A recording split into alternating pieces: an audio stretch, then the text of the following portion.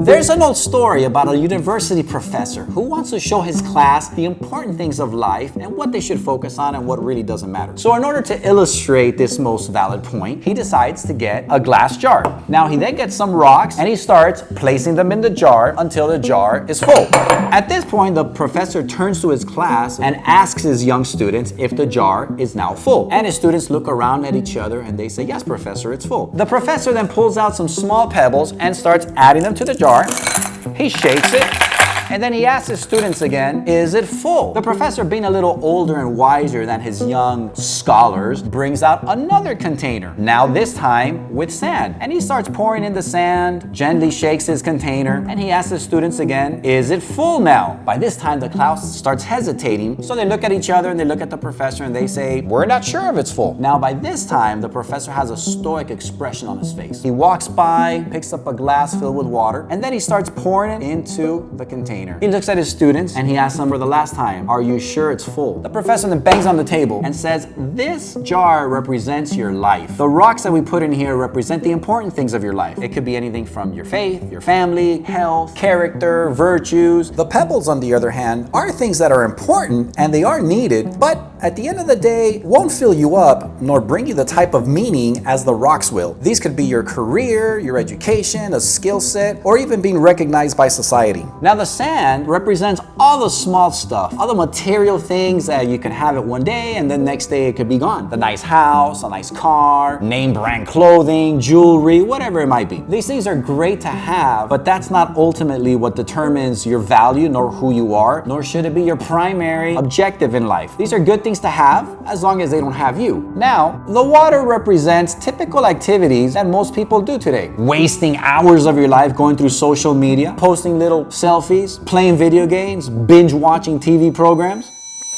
Although I really like Vincenzo. I did binge watch that myself. It was about this Korean show and the guy was an attorney for the mafia. It was really good, Josh. You should watch it.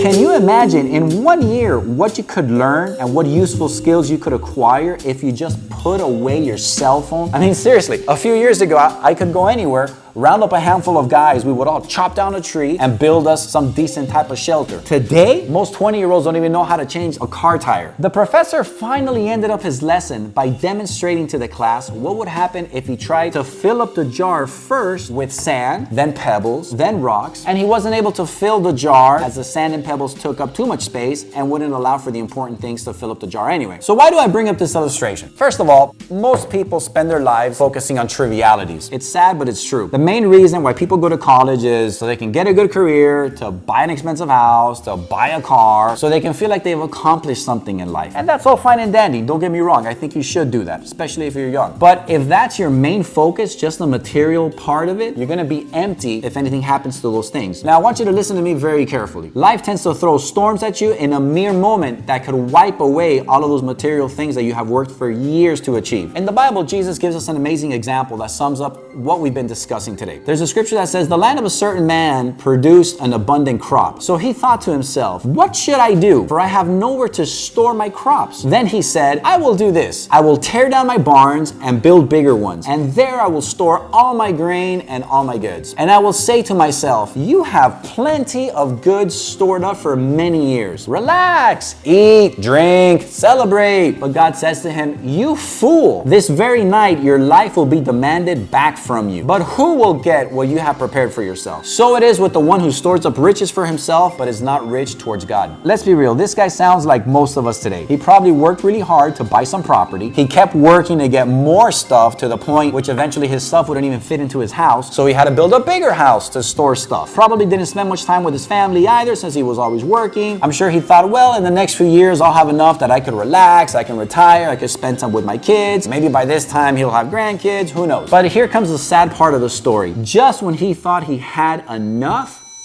he ended up dying. And all the work he did for all those years is going to go to somebody else who didn't even lift a finger to get it. And you'd be surprised how many people this same exact story happens to. As of the time of this video, there's a war going on between Russia and Ukraine.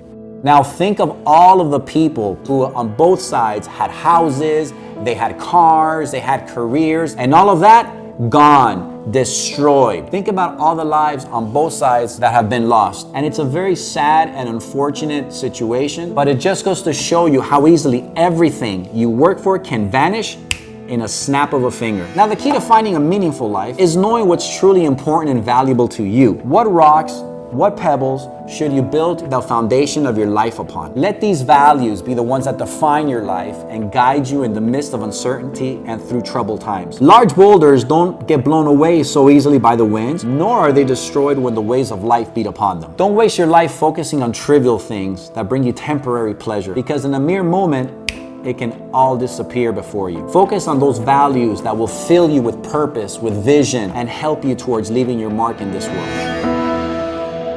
Thank you for watching this video today. We hope it blesses you and leads you down the right path. Let us know in the comments below what you took away from this video. And if you want to see more topics like this, be sure to smash the like button and subscribe to the channel and hit that notification bell so you know when new videos come out. We'll see you next time.